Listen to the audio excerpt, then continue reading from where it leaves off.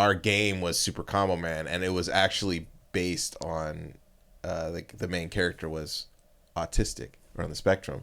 But the way I said it just sounded terrible. Get ready.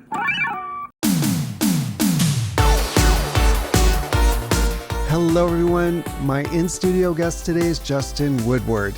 He's the co-founder of Interabang Entertainment, the indie studio behind Super Comboman and also BATS, Bloodsucker Anti-Terror Squad. He's the founder of the Media Indie Exchange, aka The Mix, which started as a single dinner in the IGN cafeteria back at GDC in 2012 and has since become one of the most important indie discovery platforms in the world. He's the founder of Black Voices in Gaming. He served for 4 years as a lead advisor on the Humble Black Game Developer Fund, which distributed roughly $1 million a year to Black developers. And he's the co-founder of XPerience Studios, the nonprofit that picked up where the Humble Fund left off. He's also, I should mention, a good friend of mine and somebody I've had quite a few lunches with. So this is going to be the most relaxed conversation we've done.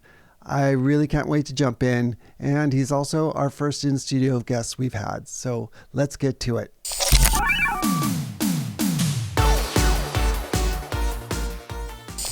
First of all, so good to see you, my friend. You got Great a to lot. see you. It's Yeah, good to yeah. see you. You got a lot going on at the moment. Well, I mean, I think you always have a lot going on, but Yeah. especially now, this is a busy time of year.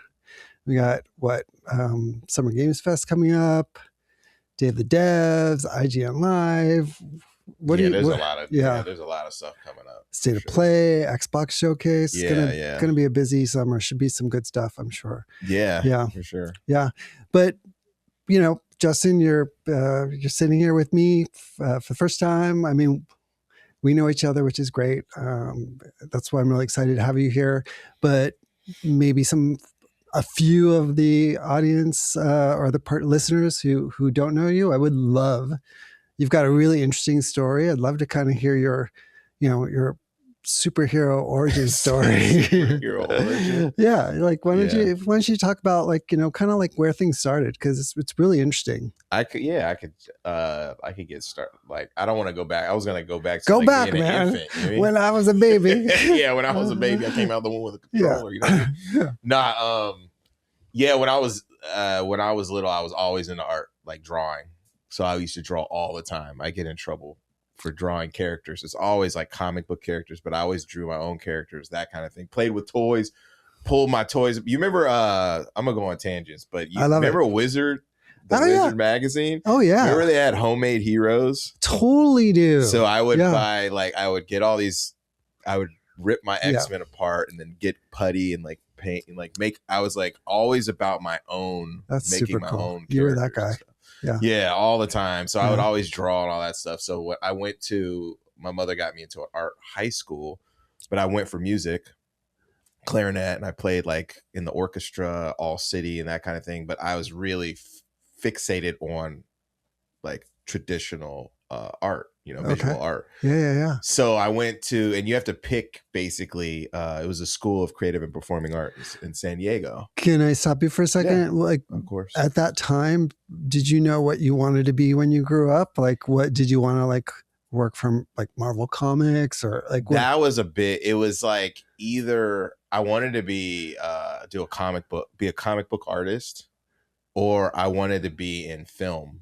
some kind of like that kind of storytelling medium.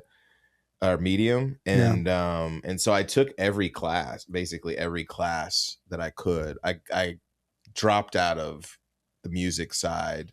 I got pretty far in that, but then got into hip hop. So I was like, this is not right. It was kind of like, your parents are like, I want you to be disciplined and learn to be in the orchestra and do classical music and stuff like that. And I was like super hip hop, Wu-Tang kid, Absolutely. in high school. And so then I took every class I could in fine art, painting and that kind of thing. Interesting. And was that here in the Bay Area? San Diego. In San Diego. Yeah. Okay. So I grew up in San Diego. Got it. Yeah. And then after, like, when I graduated, I didn't really know what I was going to do. I didn't have the traditional track of like my friends who were trying like submitting their college applications, which was, I was like, I can't, I felt kind of bad about that a little bit later. But so then I went to community college. I continued to do art, and I was an entrepreneur. I've always been an entrepreneur, like through and through. I used to sell like candy at school when I wasn't supposed to, and I would burn CDs on 2X CD burners. Amazing. You know what I mean? Yeah. And sell them to the football Some team. pocket change. Yeah. That kind of thing. And then I was like trying to figure out what I was going to do. And the Art Institute just opened up. Yeah. You know what I mean? And they had a game, what is it called? Game development major. And it was basically, if you're in that, you're a guinea pig. Yeah. So all of the folks, all the professors were like Red Storm or like old school. Like what time frame was this? Like, this was 2003. So okay, got between it. 2000, I graduated in 2000. So between 2000 and 2003, I worked at a school. I worked in the school district as an autism specialist, which I was just thrown in there. My mother was a teacher. Amazing. So she knew everyone. So she got me this job it was just like working with kids, but they needed folks.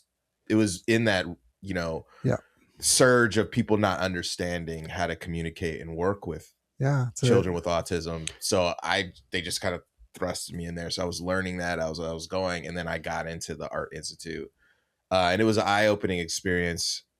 A lot of the teachers were super old school. Like they worked on Madden 96 and stuff like that. So they weren't up to date at that moment with the trends. Yeah. Doing sprite sheets. Yeah. It was like it was all like low poly stuff. It was an art school.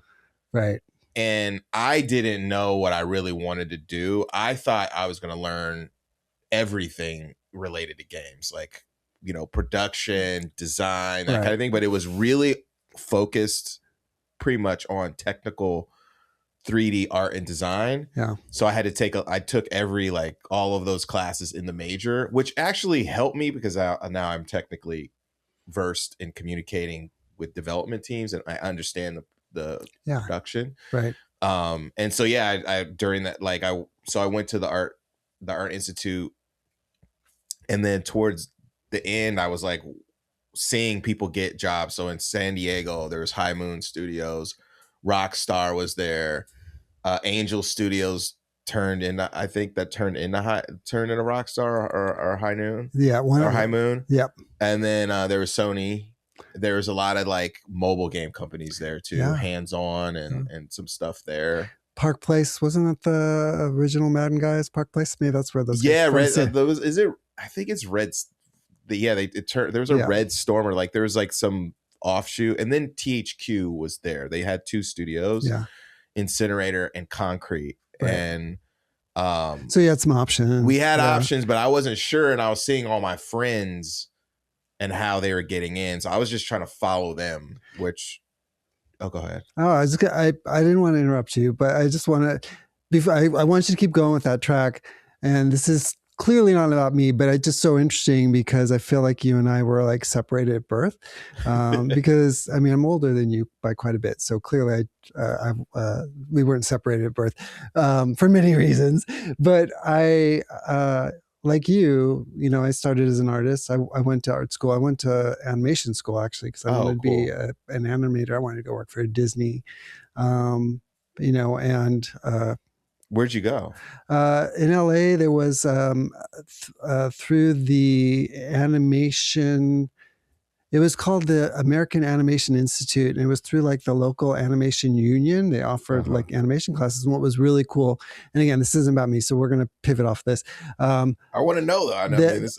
All of the majority of the teachers were original Disney, like old school Disney teachers, like some of the original, like the original 7 or whatever they called them. Like there was this one guy, Bud Hester was his name. He'd worked on like, Robin Hood and some of like those like, bigger, motion pictures back in like the 70s and whatnot, the 60s and 70s. So it was really, was real deep dive into like, this prior to computers. So everything done by hand. 30 seconds of animation took a month, that kind of thing. But it didn't take, as usual, like, when I pivoted and ended up, on the magazine side of the video game business, which is a story for another day. No, that's super, super cool. Yeah, it was because it was like San Diego had a lot of those. Bottle Rocket too. Yeah. Mark of the Cree. Oh, yeah, that was right there. Yeah, and yeah. Splathouse, Blasto guys. Yeah. Yeah. So they were there Jay too. Beard. So all my friends were like, at least my friend, like the folks that were actually like, really taking the plunge. So they all kind of dispersed, and some of the people that you were in class with ended up at these different studios, and they would go up north and work for Naughty Dog, and then Psionics early on. Some of my friends went to Psionics, which is now they're in Little Italy, which is crazy to see that. So I was just like, how am I going to get a job? What am I going to do? Yeah.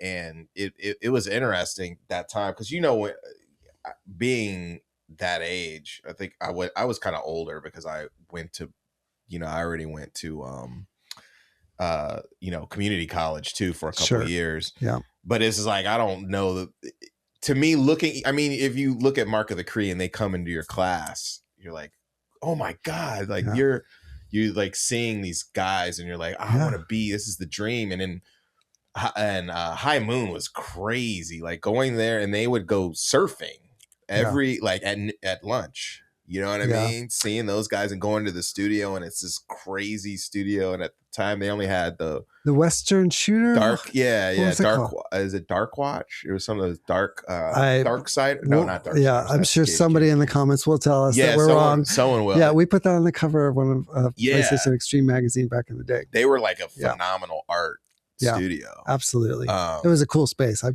It was super cool. And so when I was graduating, I was kind of tired of, I worked in the school district for 6 years throughout college and, both sides of the college. And my friends were getting in that, into High Moon and all these other places. I think Rockstar had like, the table tennis game. I remember that. It was their first one at that studio. And I remember going to GDC 2005 or something and like doing the whole recruitment thing.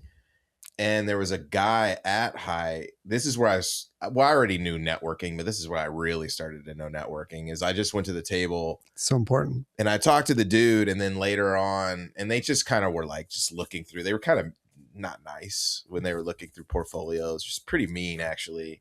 And I was like, whatever. And then I saw the guy, and he looked kind of sad. I don't remember the guy's name. He was just kind of beat. Yeah. And I just talked to him. I was like, hey. Yeah.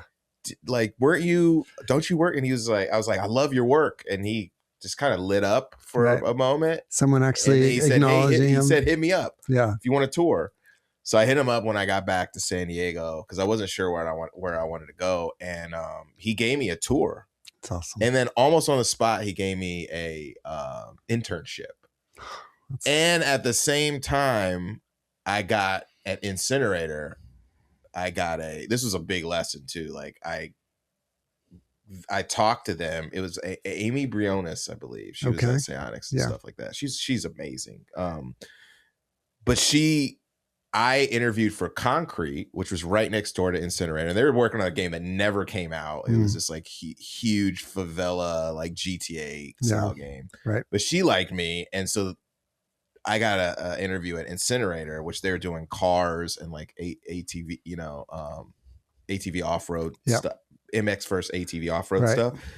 And then, so I got two offers. One was an internship, which was like $50 an hour. And then the other one was like, I was making $30 an hour as a contractor. But me being a young dude, I was like, $30 an hour. Go, follow the money. The worst. Yeah. Probably a really great lesson. Yeah. But when I look back at it, I saw my friends at High Moon. They actually they landed the job, which lasted a longer period versus of time. A contractor, and they became a family. You have no safety net. And it was like kind of mind numbing work, honestly. Yeah, and that's where I learned very quickly is like I don't want to be like Cog in an the wheel. artist, like not like that. You know what I mean? I didn't want to be like one of those, like a cog in the machine type of thing. Yeah. Yeah. And so I got let go probably like 6 months after, like, into my contract. Yeah. And I was like, I don't know what am I gonna do? Because I had no safety net. I mean, I could have just like looked for another job. So what I did was I was like, I want to make games. I want to direct games. And so I started to I started an independent studio. I started to communicate with actually the chief technical officer at High Moon Studios, and we became cool. I did his website, and I started a graphic design business. And I just started to talk to entrepreneurs and ask them for mentorship.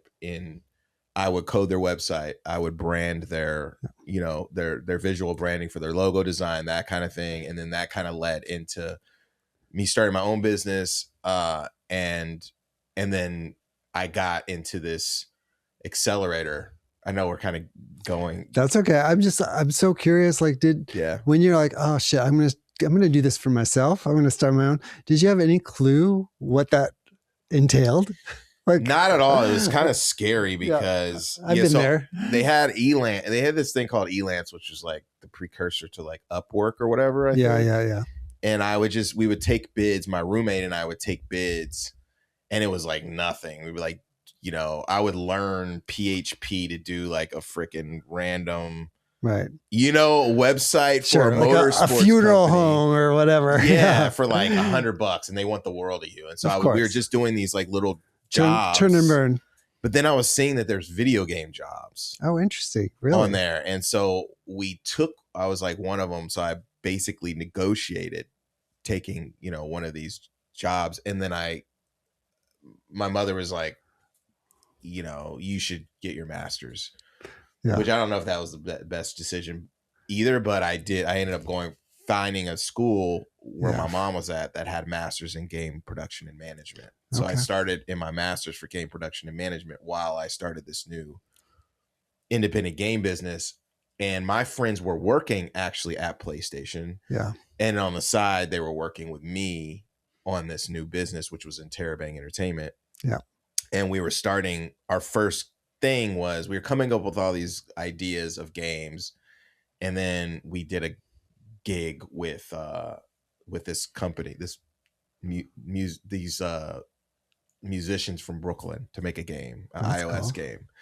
And so while I was doing that, I was like communicating with people and trying to do IGDA events, because I didn't know how to get a network. So I would put the IGDA events on.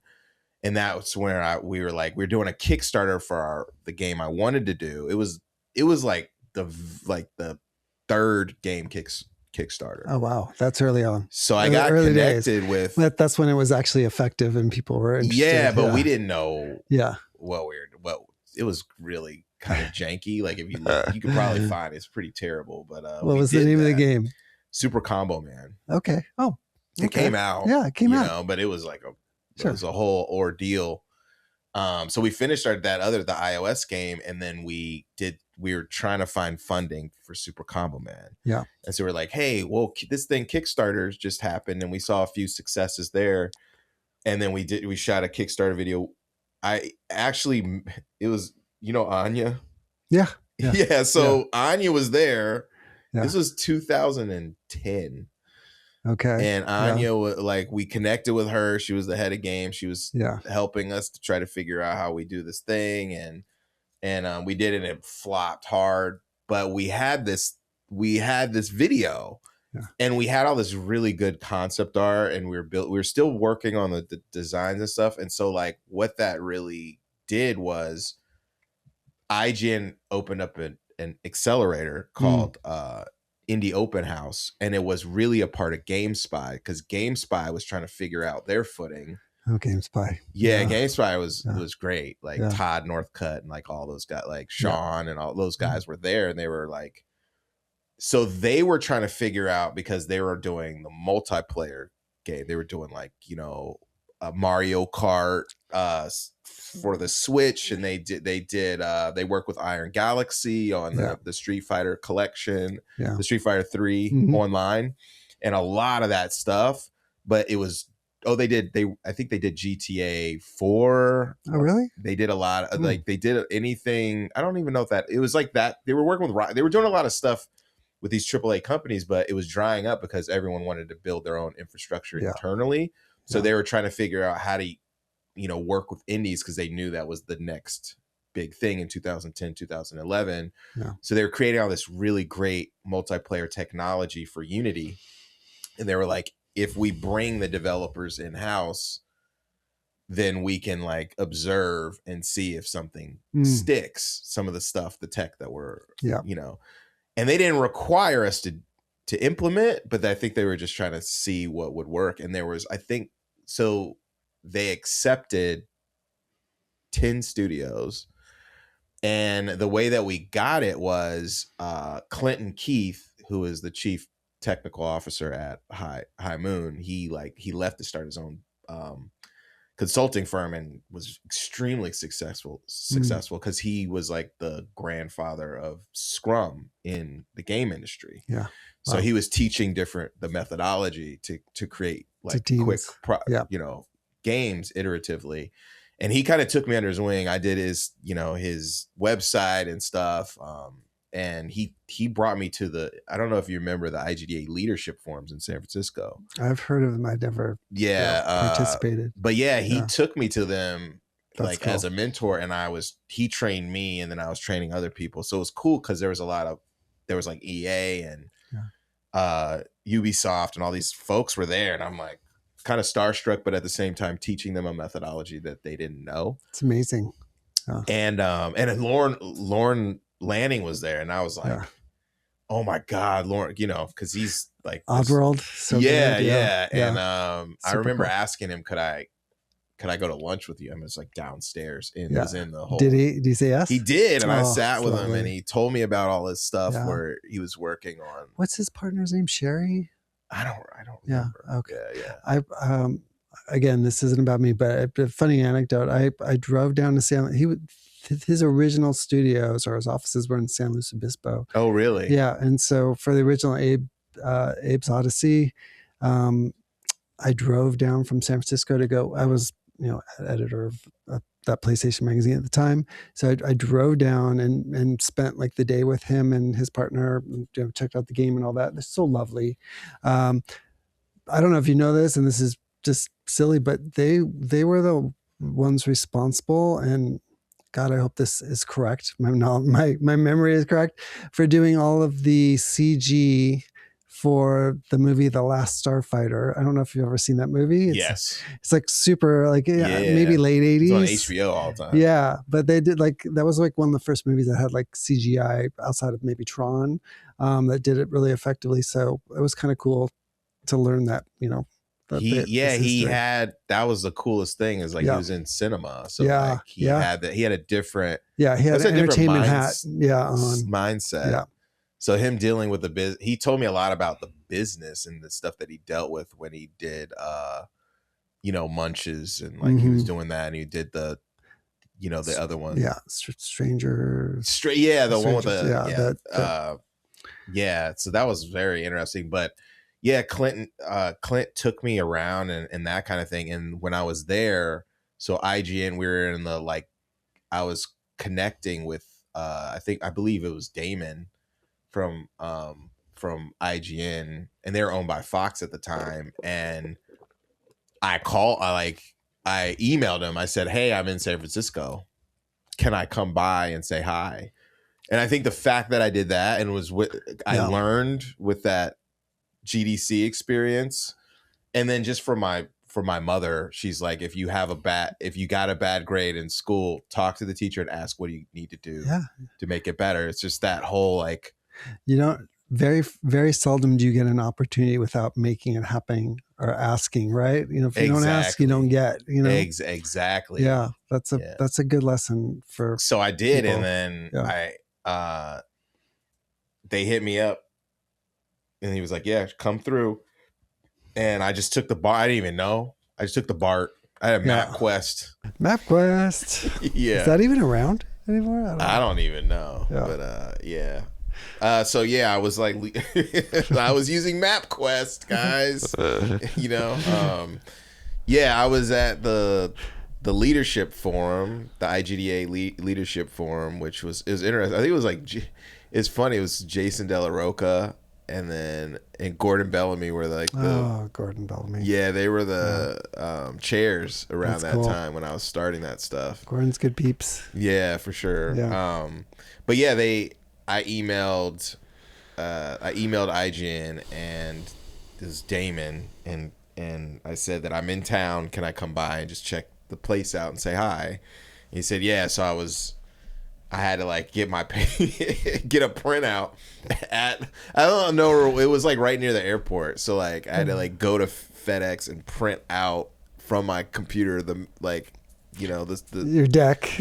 Spiral bound. And then the BART stops to get down. To go to AAA to get your triptych or whatever. Yeah, it's hilarious. Yeah, so I got there. It was cool. I actually, what's crazy is I think I had remember those little recorders that you just press the button? Oh, yeah. Like the little micro cassette recorders? No, the ones that were like with the red button. Yeah, they were like the video recorders that shot in 1080p. Remember that? I absolutely do. And they had like a USB that popped out. Yep. I had one of those. I actually recorded my trip. That's like cool. I have to find it. But anyway, I went to IGN. It was like an incredible experience. They had like 4 floors, and I met with them in person. They gave me a tour, and I met Damon Hatfield and I think it's Damon Baker. And like it was cool.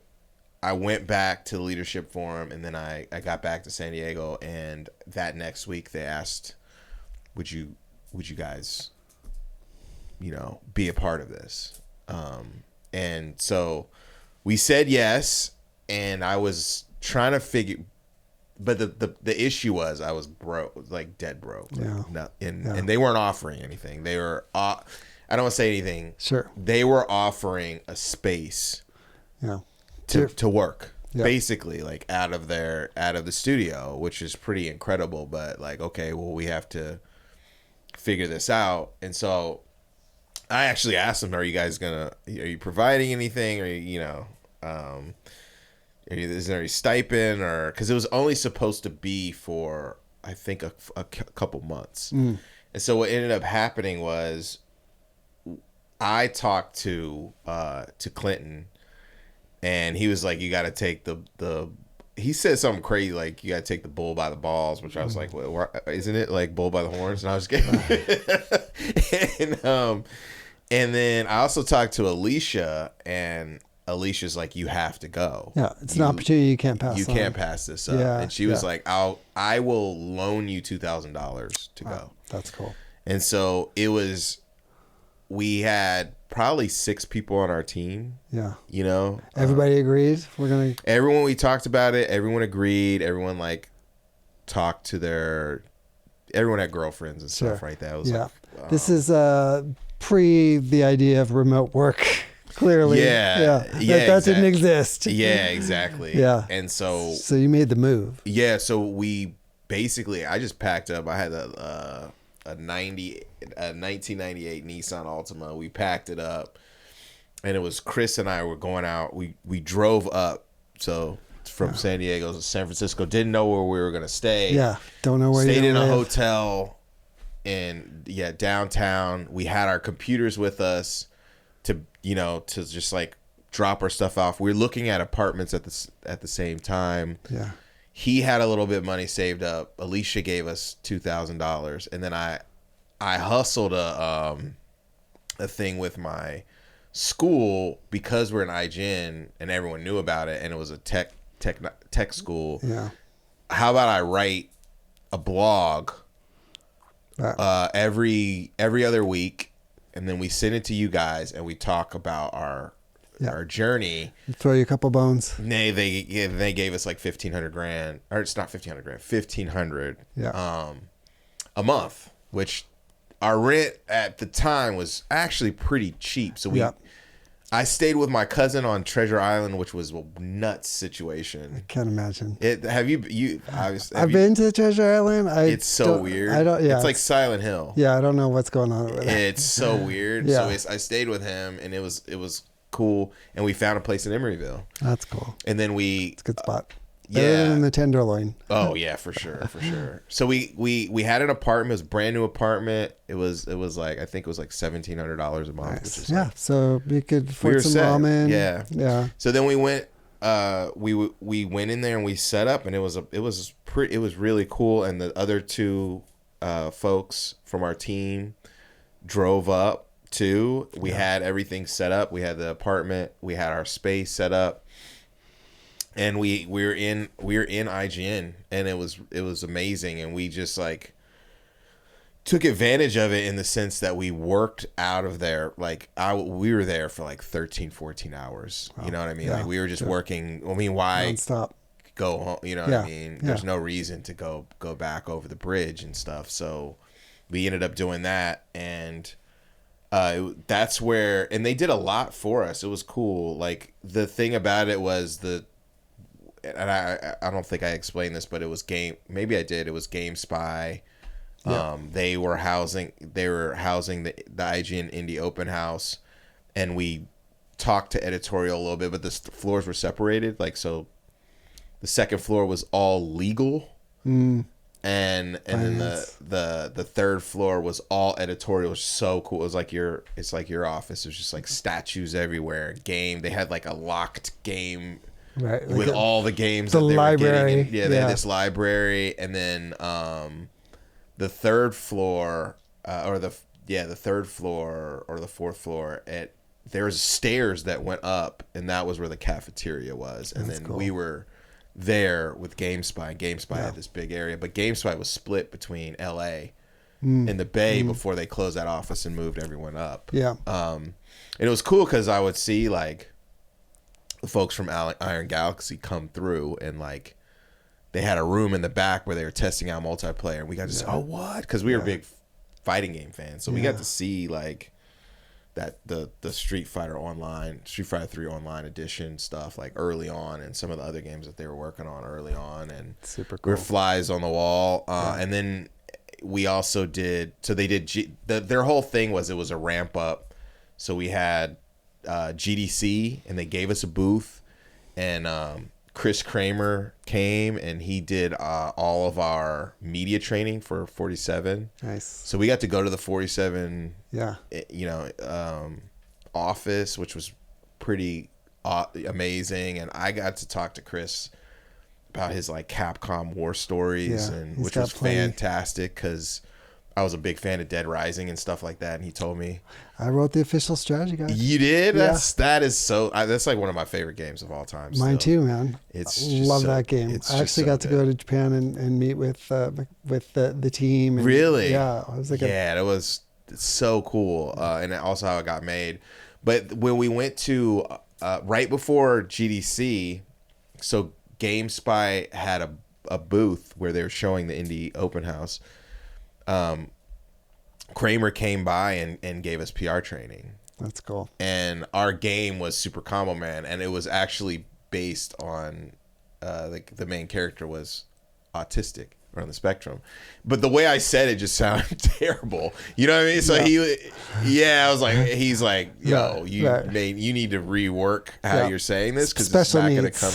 Yeah, it was not coming off right. So he did a lot of that, and I remember one time, and I bring this up to him because it was like really cool, but they had this press junket right after GDC where we had our games, and there was like, I don't know, it was like 8 members of the press, and they're at a table, and I was so nervous because I was going to be the one talking about it. And I can imagine. And I was not great. I'm good talking to people, but always had an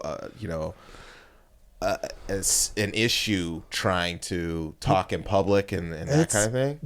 It's not easy. Yeah. I don't think anybody, really takes to it naturally. Maybe they do, but yeah, some people. Yeah. And then so we had we had our deck and everything and our PowerPoint, and like we went, like we did it, and I bombed really hard. Yeah. And I was like, so like, I felt I left my team down. So I had to walk out of I'm sorry. the place. Then I got back and I'm like, actually, no one cared. No one really thought.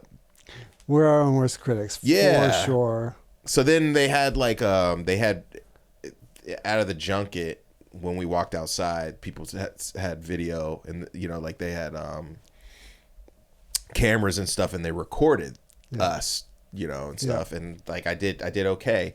So that was like just a huge thing that it told me that no one cares that much, and that it's not that difficult to do this. Like, you shouldn't be this nervous, which that kind of basically changed the trajectory of how I think of these things, which was amazing. And it was good to have that kind of training. So I think that was very beneficial. But basically what happened after that, I actually met Adam Boyes too, because he started Beefy Media around that time, and he kind of took me under his wing. And they knew it. I mean, it was everyone who was worked at Capcom and all that stuff, and he like took me to pitch our game to Capcom, to Sega, to I went to EA, and it was crazy. Like I was, the whole gauntlet in San Francisco, and I went and pitched to all these different people, which was a really great experience for me, And you weren't nervous at all when you got up in front? I was, but I wasn't as nervous as, because I did it and I kind of understood. And the more you do it, like the more that muscle becomes trained, and it becomes a little bit more. And then at that time too, it was kind of interesting. They had they did a reality show called The Next Game Boss. Okay. So they were trying to utilize what they had with the indie developers there to try to make something out of it. Yeah. And I don't think I've ever heard of this or seen it. It was hilarious. It was pretty bad, but it's hilarious. Yeah. We shot 3 or 4 episodes. It was like a pilot. Yeah. And they were pitching, because it was owned by Fox at the time. IGN was owned by Fox. So they were pitching it to do a television show and all this other stuff. Right. And we were like, oh, this is BS. This isn't how you make games. You know what I mean? Because they were like trying to make us do these weird challenges that had nothing to do with making games. Reality TV. Yeah. And Naomi Kyle was her first day there, which was really interesting, was hosting that. So anyway, it was fascinating. We did that too during that whole thing. And then it kind of basically ended, right? Like, so the indie open house ended, and I was like still there. There were only 2 teams that actually were making, like, that were moving forward in the process of making the game, pitching, and like we're taking it serious. And my Alicia, actually, her and her husband invested $40,000 into this game. So that like kept us. Yeah.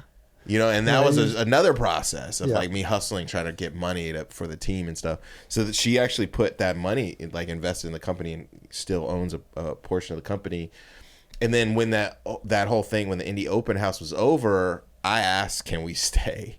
I was like, could my team stay longer while we're trying to play out these deals and stuff? And I was working with Adam to try to figure out how to get some licensing stuff, and they said yes. Who do you ask? Like, is it like an exec? It was that's a big decision. It was Todd Northcutt. Okay, he was there. He was like one of the heads of GameSpy, and then.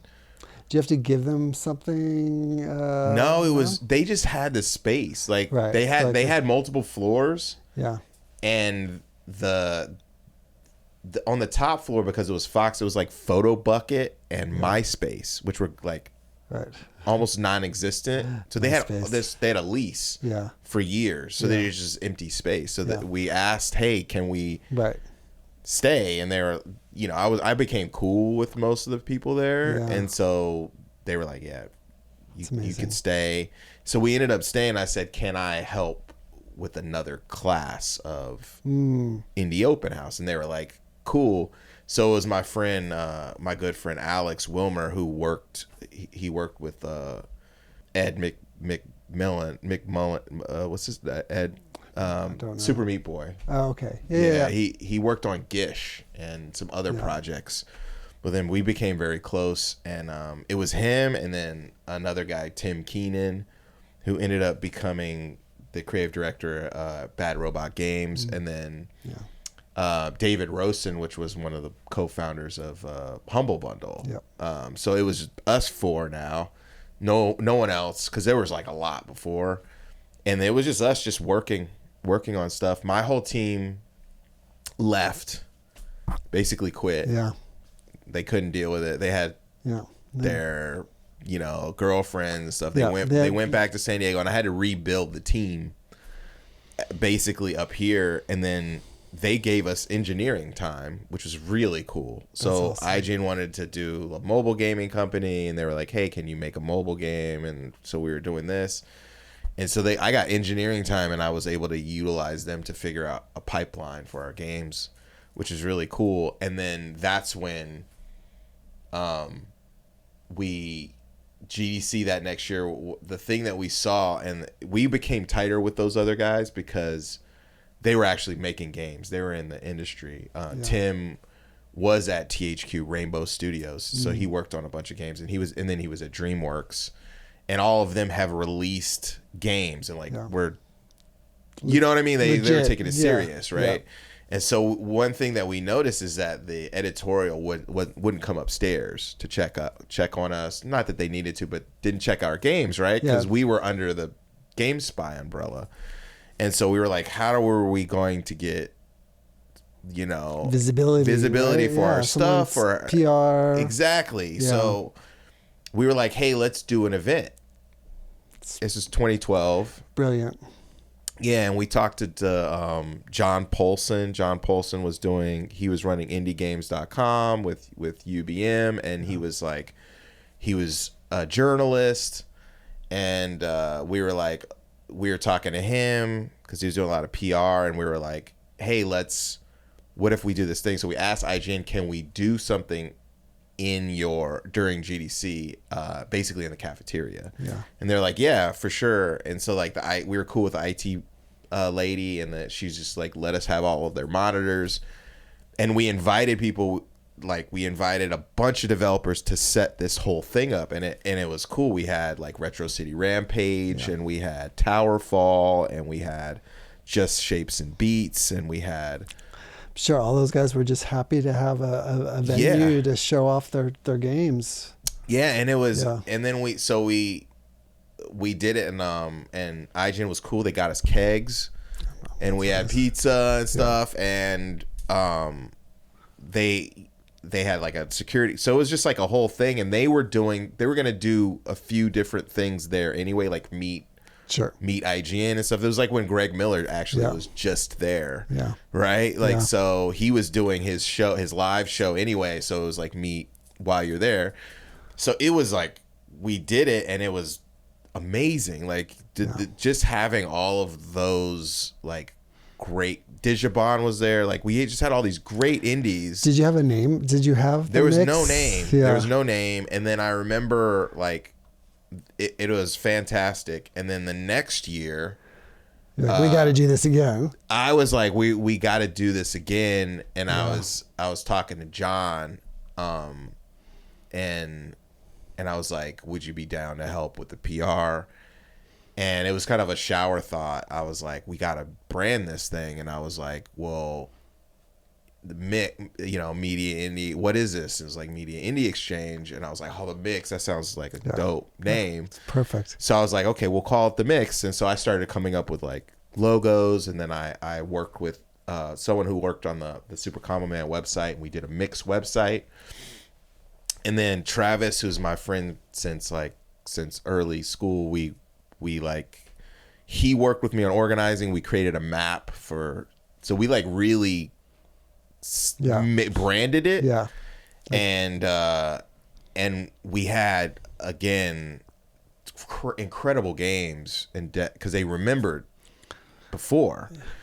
And then IGN also helped us blast it out, like, and then so we did it again, and it was like there was a line wrapped around the building, and it's so grassroots, like we didn't do any like any mass marketing, and it was so press and industry focused. We didn't want it to be like this open to the public thing, right?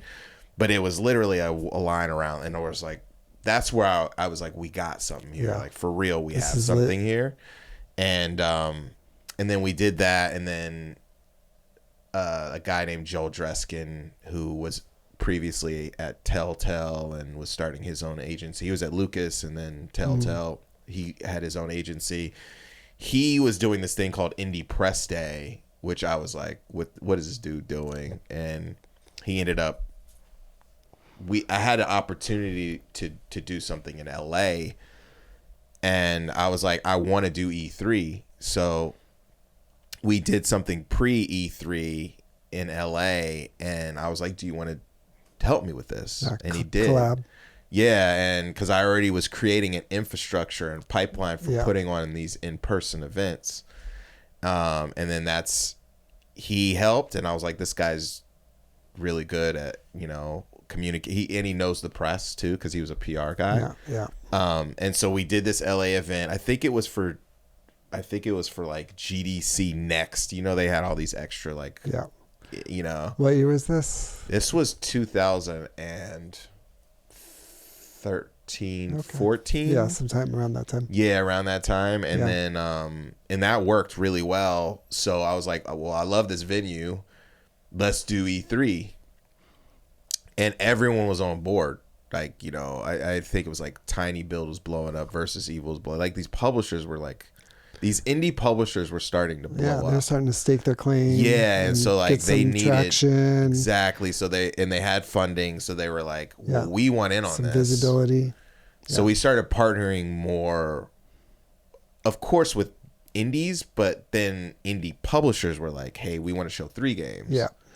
So we took over this rooftop, and then that was a huge hit.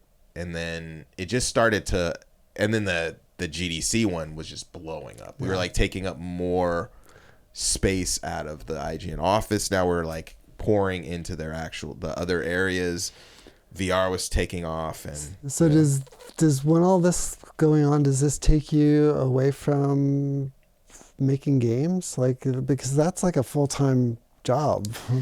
It was to the point where it wasn't really, because we had a pipeline, and then I had people that were ready, like that were doing the work. So it became like a couple, like a month process. Like we'd have to communicate with. Well, the thing about it with the first 3 years was we did it out of IGN, so it was like so easy, and also they supported it. They did a lot of the heavy lifting. They were like, what do you need? They were like, what do you need? I remember Pear was like, what do you guys need? And it was like every year, what do you guys need? And then they like started actually investing money into it. So like, oh, well, they were like, we'll put 5 G's into this every year. That's great. And it was just that was on their books. So we were like, that took care of everything. We had the venue. Yeah. Like now all we need is food and beverages. To your point, pizza. And then the printed signage for all the devs. That was a big graphics. staple. Yeah. And then we were kind of good to go. And then and so that's kind of how the mix started, and then it just started to get bigger and bigger until we outgrew IGN, and we had to have it in a bigger venue, but they still supported it. Yeah. And then we did offshoots. We did like 2 events. So we did the one outside of IGN, and then we had the Asian game showcase like in IGN, and because we still like kind of laid claim to that. So now you still do physical, like you do physical venue events, right? Still, like now, so but you also do digital showcases as well. Was that a result of COVID, or you had to shift, or that was an interesting thing? So like towards the end of us doing doing it out of IGN, I think it was like 2015 was our last year we did it out of IGN. we were working with IGN and GameSpot. So we would do, we were working with like Greg and Damon and stuff, and they had the studio. So like we were like, the devs are here. While we were doing this, we were lining up all their assets. We were like communicating with the developers, and we would pick maybe 10, and then we would schedule time for them to do a show. Yeah. So I wasn't a host of the show. IGN had their own host, but they had the studio, and it worked because they wanted the content. Yeah. We would get them to get us the builds, everything lined up, and then we'd have 10 devs, and then they would go and schedule. And so that's where we started that. And then we started partnering with Twitch. So when we were at the other site, it became a whole thing where we would line up something with IGN, we would line up something with GameSpot, and then at our physical show we would work with like Tracy Peterson, and Danny O'Dwyer and folks, and we would have a space at the event. So we would do the same thing we did there, but then we extended it so there was multiple days of us coordinating developer content with these media sites and at our own event. So we started to understand the structure of creating broadcasting there. And then I started to, I'm going to now jump on and do the interviewing as well. And we partnered with Twitch for 2 years, where we went into the Twitch studio. We had a host. They gave us, they wanted the content. Cool. So they were like, if you guys have a host, we'll do all the back end, tech stuff. We'll set you up. You give us all the trailers. And so that's where we started to learn how to build out shows. Yep. Was with Twitch, GameSpot, IGN. And then when the summer came, everyone had their, I had a like crazy story. I could maybe tell it later, but, IGN had their war room, GameSpot had their war room, and they all wanted content. So we would strategically work with the developers, line up content. Yeah. And then we would so they wouldn't overlap, and so everyone was happy. Everybody gets something. We would create a variety of interviews, and we would set that up. So we had our event. Our event we would rent out a room because we did a rooftop. We would rent out a room or have an area, and then we would do our own broadcast. And then during E3, we would slot times within the content for GameSpot and IGN to have content that we would, curate for them. This may show my ignorance, but I'm going to ask it anyway. When does the mix become a business? Does it become a business? Now as a business for sure. Yeah. Yeah. Like, it became a business, I think, probably like 2016, 2017, because it became big enough. It became profitable. And I'm not saying in a huge way, but it became profitable. But then there was like way more opportunities, for us to do. Sponsors start coming in. Right. And you can do bigger and better. Yeah. The polish comes. Yeah.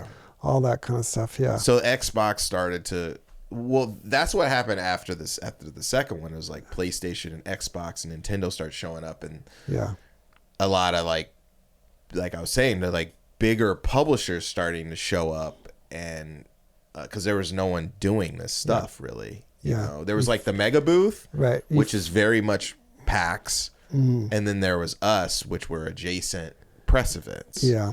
You filled that gap. Yeah, exactly. Yeah. And everyone would come too. Like, it would be Kotaku, Polygon, IGN, Game. Even if it was at IGN, they would all show up. PC Gamer, Yeah. And around that same time, PC Gamer Show, came out. Start coming out, and Joel worked for them and was doing stuff for them. But yeah, probably the fourth year, it became like, okay, this is actually really a business. Yeah. Yeah. Yeah. Yeah, it's interesting. I mean, I think in this post-COVID world, how how these, showcases, whether it's Jeff Keighley, doing the Game Awards, or opening night live, or whatever, whatever event he has quite a few that go throughout the year. The Nintendo Direct has been operating for a while now. State of Play is in its like 7th year, I believe. Xbox does their own thing. It's so interesting how like these ideas of these showcases have evolved into like, that's where you go to get all the big drops, the new info, all that kind of stuff. And you've filled that niche, on the indie side. And I guess my point or question is like, how impactful has that been for these indie developers? Like, are they, and publishers and studios, are like they seeing like I'm sure there's the effort absolutely pays off, but are they seeing like this really helps them get the word out? And maybe this is a good segue into also like discoverability, because that is, that's the problem to solve, for this era for sure. Yeah, there's like 300 games coming out a day. I know, it's insane. Yeah. So I'm just curious, like, do you hear from these guys after the show? Like, wow, our wish lists exploded, or we're getting pre-orders, or, the traffic on our site blew up, or whatever those metrics or KPIs are. Yeah. The interesting thing was, going back to the physical events were great because not only were certain folks getting press, they were able to start relationships with the press, which is one of the most important things, is actually, because people don't think about it.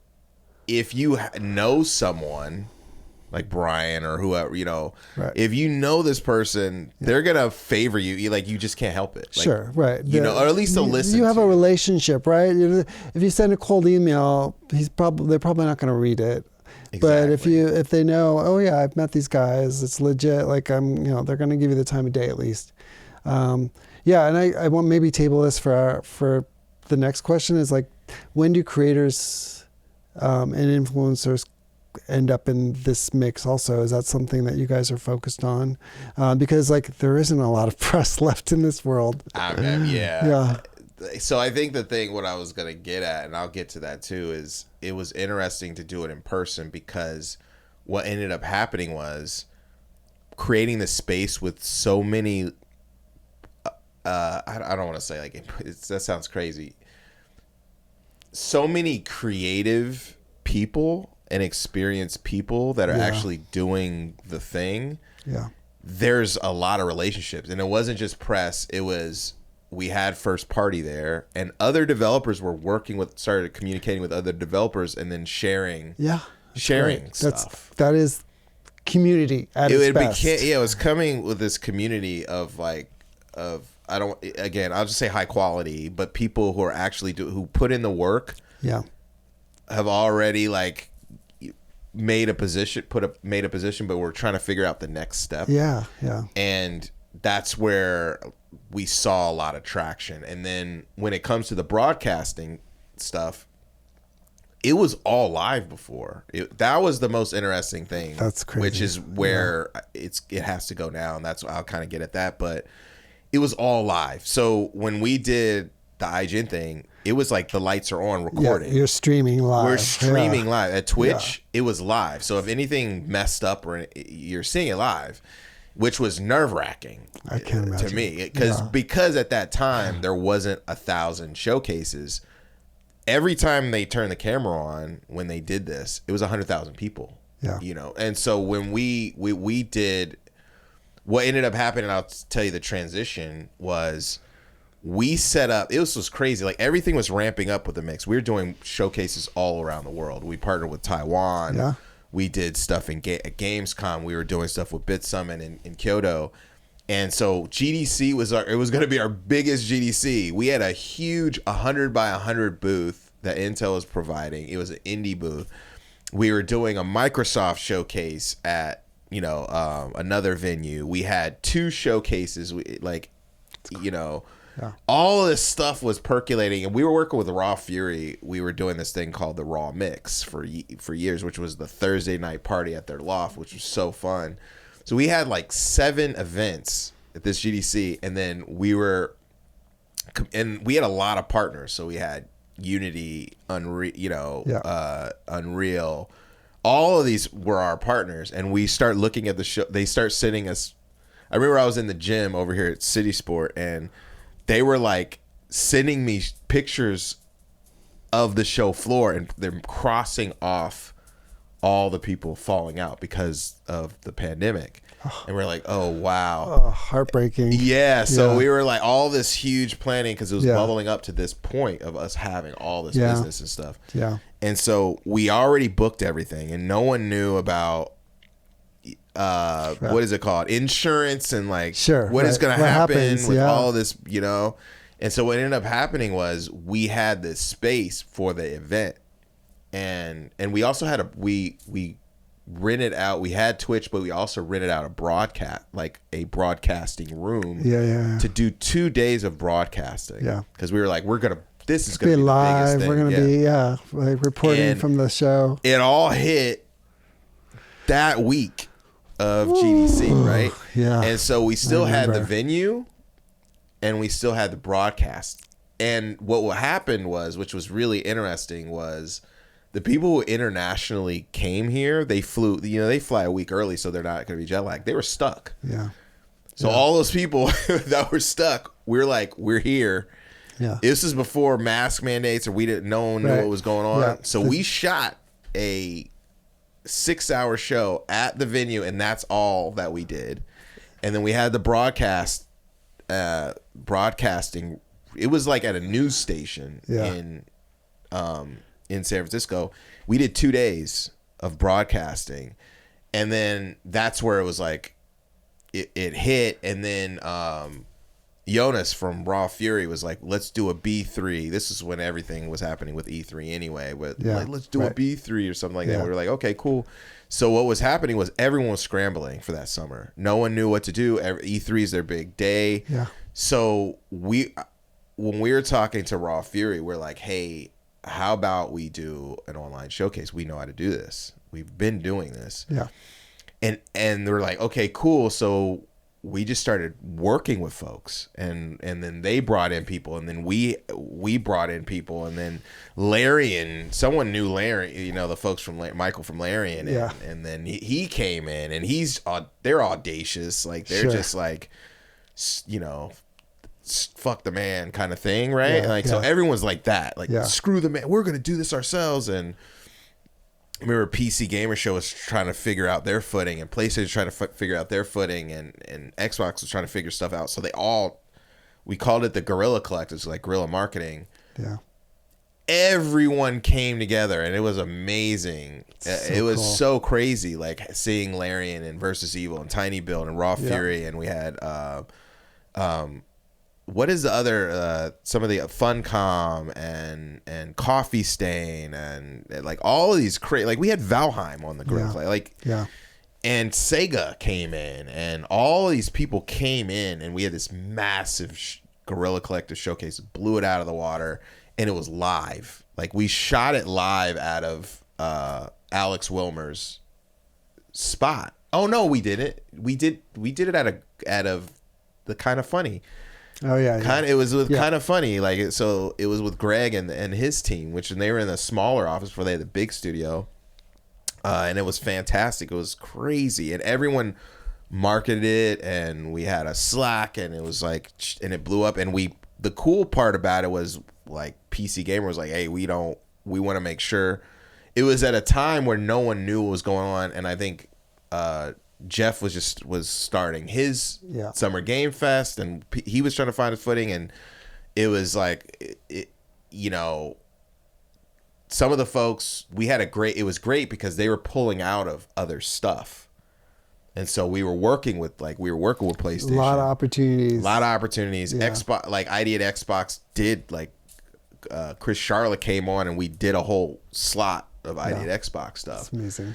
And then we launched it, and it was like crazy, hundreds of thousands, like millions of views. Like it was nuts. And then we did that the next year, and then I was like, when that took off, I just started buying equipment. And my friend Alex Wilmer has a studio, the Fantasy Studio over there, which used to be a sound studio. It's a Foley. There's a Foley stage, and he did stuff with Go Corey Carson on Netflix, and he was doing stuff with IO, and he did a lot of composition. But he had a sound stage, so we built out the sound stage. I bought all the equipment, and and then we had the same team that was doing broadcast for GDC, and we're like, we'll do this ourselves, and we started, and it was all live. So like we would have to remember, and I was the host, so I would have to remember the lines. And then they turned it on, and at the time there wasn't a lot of competition. So when we talked to IGN and no teleprompter, no. We did have a teleprompter. It was janky with the little. It wasn't like that piece. It was like you have the iPad or whatever. Right. But it was like it wasn't with the smart where. Right. You could talk and it automatically goes. It's like you had to. I think I had my finger to go up and go down, but we had to memorize it really. Which was because when we flipped the switch, it was 100,000 people watching. Right, you can't no second chances. But it was cool because it was like we would put packages of the trailers and stuff together. So that's how that kind of.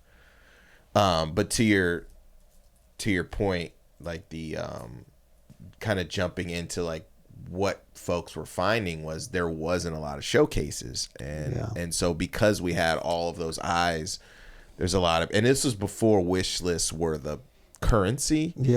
And so people were they were happy to get people, the press talking about their game. They were getting wish lists, stuff like that. And then there was a lot of press surrounding it, right?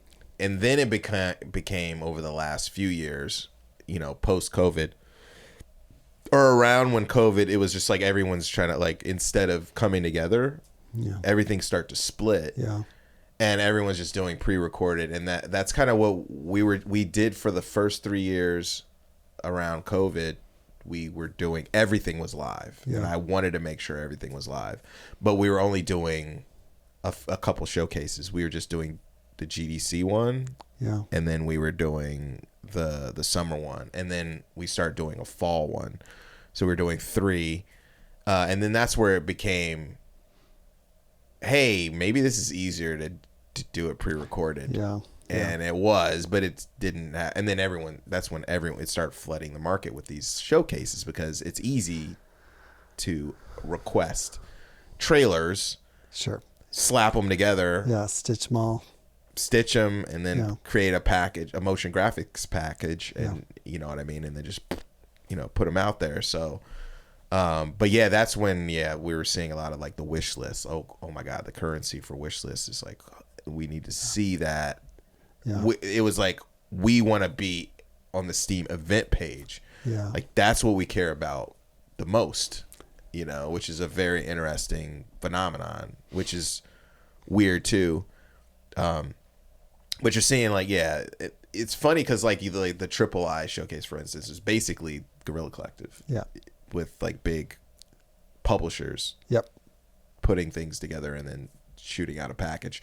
But the machine of getting the PR folks locked in and everyone shooting at these specific dates is just, it shows you how phenomenal these things could be if everyone's everything's correlated and sent out and stuff. It's an effort though. It is for sure. What is the criteria? Like, do you guys have a criteria for like how a studio gets to be in the mix?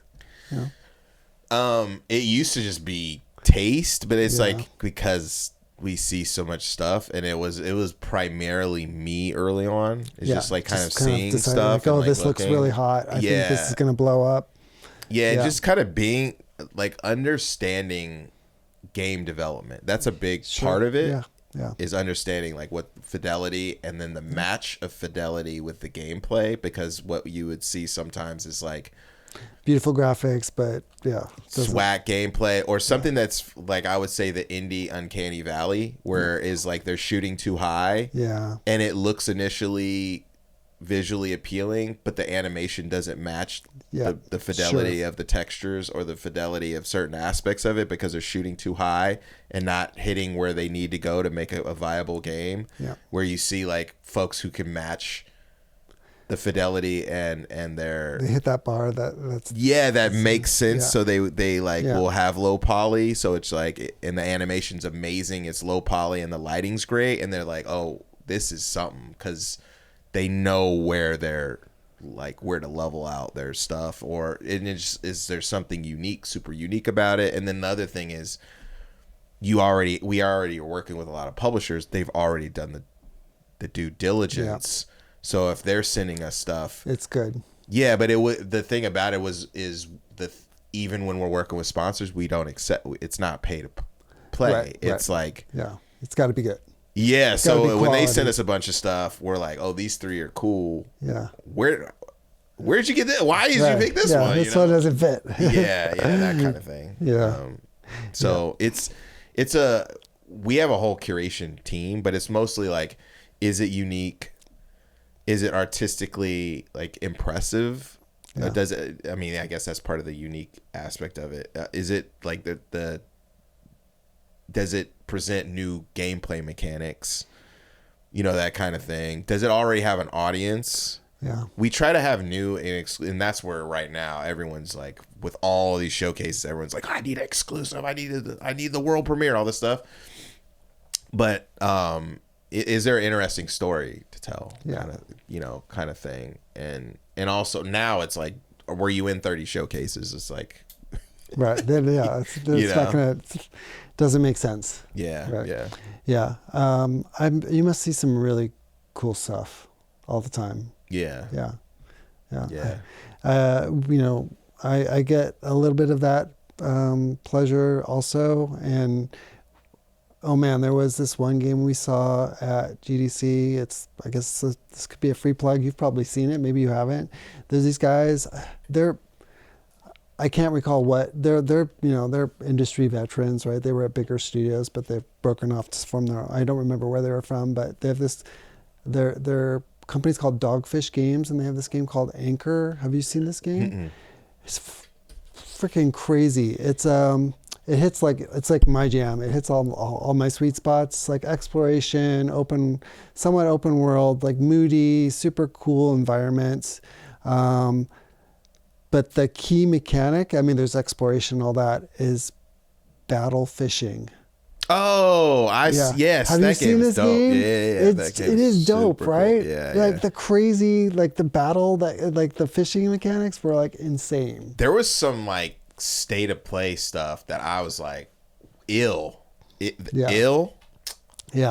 That game when I saw that, it looks cool. I was like, that is dope. It's really creepy. And then there's that one. These Bluebird guys are doing some really creepy stuff. Yeah. And there was another one where it was like the one where everything, you're like in a kid's playground and everything looks hyper real and a monster comes at you. I can't recall. You know what I'm talking about? I do exactly. I can see it. And there's like slides and you're going there's just phenomenal stuff. So much stuff. I think that's the biggest challenge right now is there's just so many smaller studios making amazing games and struggling to kind of break free of the noise and get their games noticed for sure. That's a big challenge, I think. Yeah. I don't know how to solve that problem. I don't know if it can be solved at the moment other than, hitting the lottery maybe. Getting... It kind of feels... Yeah. I think and this is just my opinion about it, but what it feels like too is people can't rely on press or maybe even these showcases. It's like wish lists help, but it's really them owning their own community and really grabbing hold of a few hundred people and then building few hundred people to like 300 or 400 people. Starting early. Yeah. I was looking at like the kind of path to, because .emu does this like super well, you know, and the arcade crew is like Absalom, which felt like it came out of nowhere. But the way that they marketed that game as a, like, they did Streets of Rage 4, and it's a brand new IP.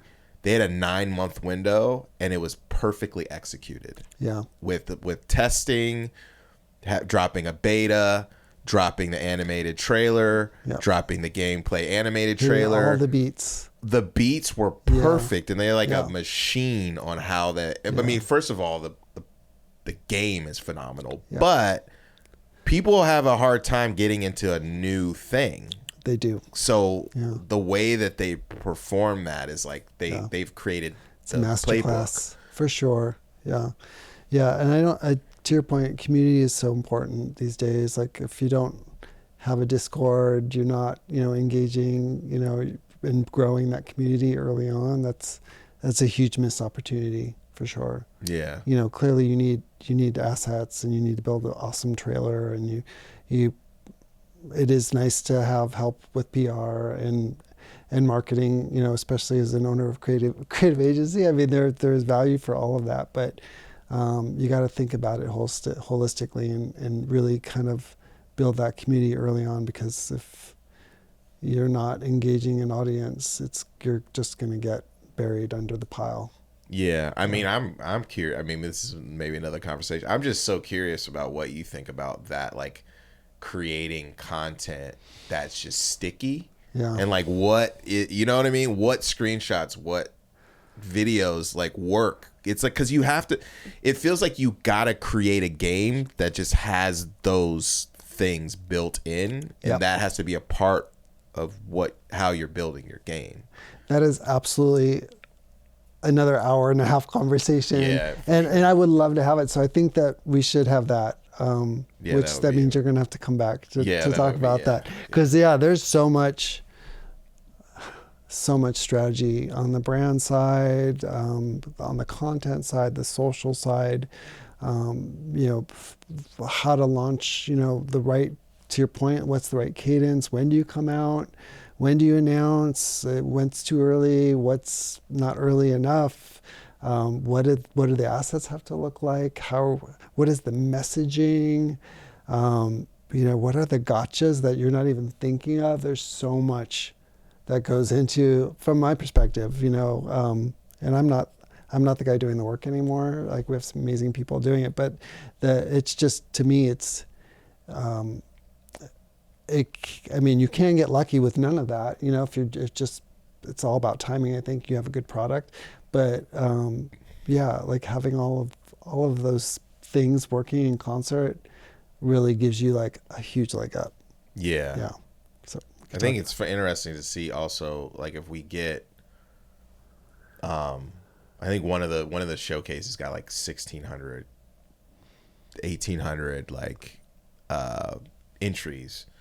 We're sitting around like 800 mark. Yeah. You see 800 game, and the thing about with us, I think the really cool thing is we'll see probably 85% of those are really good. Yeah. And we've got, which is interesting. So we're not getting a lot of, for us, we're not getting a lot of students and stuff, but of those, we'll see 30 Metroidvania side-scrolling pixel art games, and they all look decent. Right, but they all look the same, sort of the same. Yeah, and it's like what is the breakout for sure? Yeah, how are you guys like? You're looking for that. Yeah, and I think that and now when I'm making games, I'm like I want it to be stuff to be off the wall, because it's got to separate itself. Yeah, you got a hook. Yeah. Like there's a game called like Henry. I don't even want to. I'm gonna mess it up, so I'm not even gonna say. Okay. Like, but there's just some of these games are just wild, and you're like, this is crazy, like But yeah, love it. Well, I mean, this might be a good. Well, okay. Before two things before we wrap it up today, because I think I would love for you to come back and maybe make this a regular thing. So we're gonna talk about that.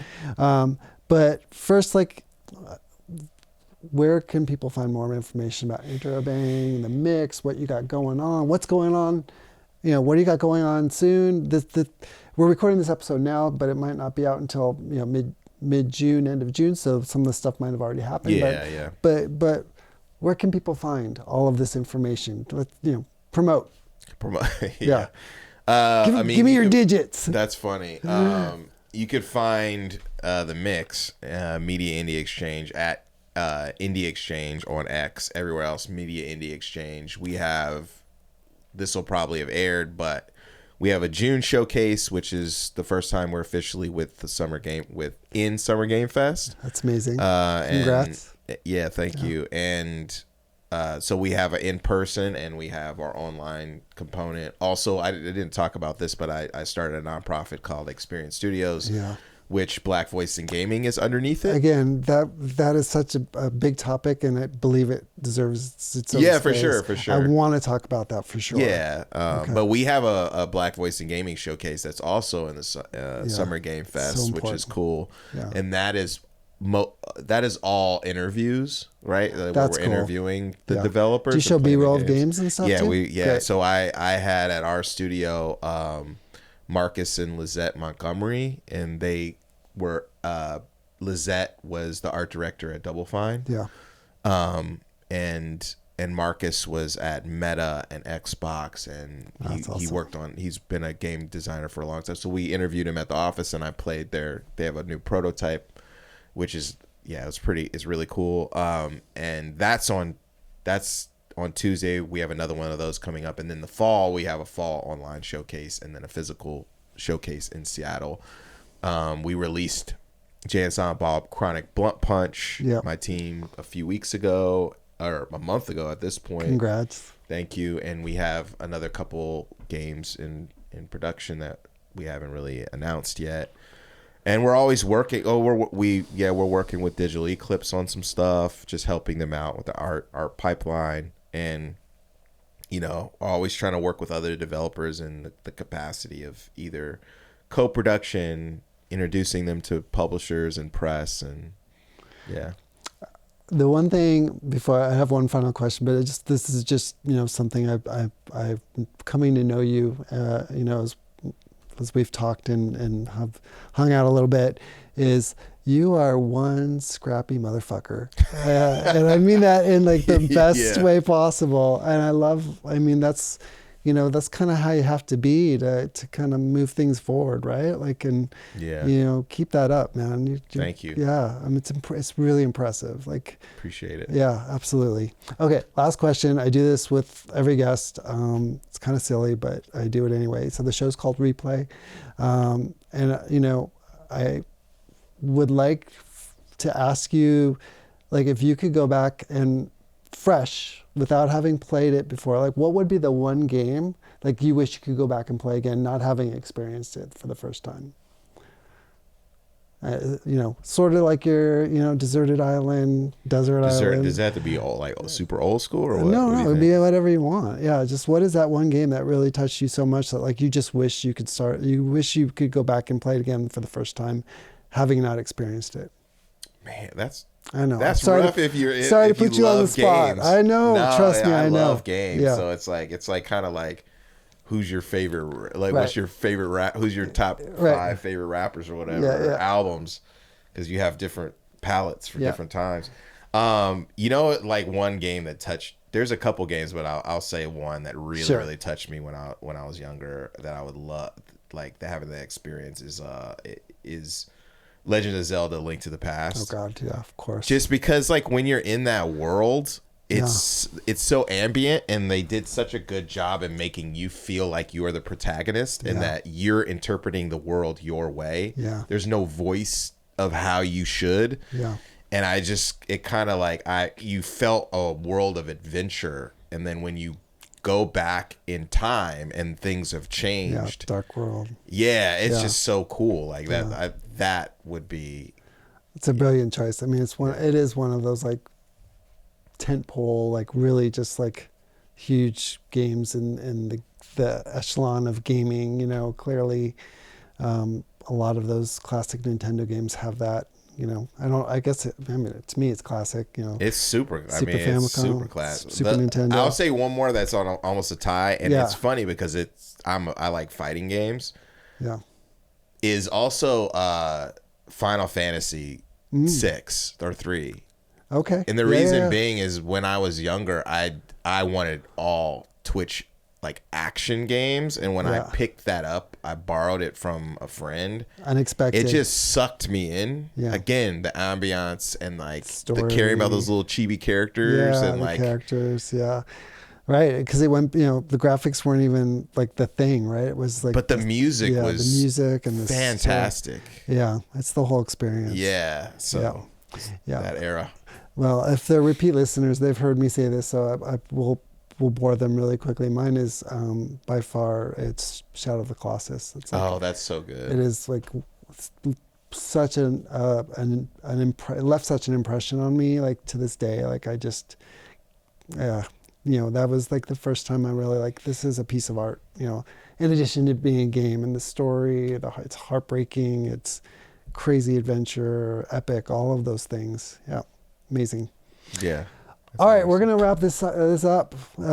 We've had a really good conversation, my friend. Thank you so much. Come back in a few weeks, and we'll do part 2. Yeah, that'd be fun. That'd be great, man. Thank you for sitting down and chatting with me. I really appreciate it. Cool. Thank you. You're awesome, dude.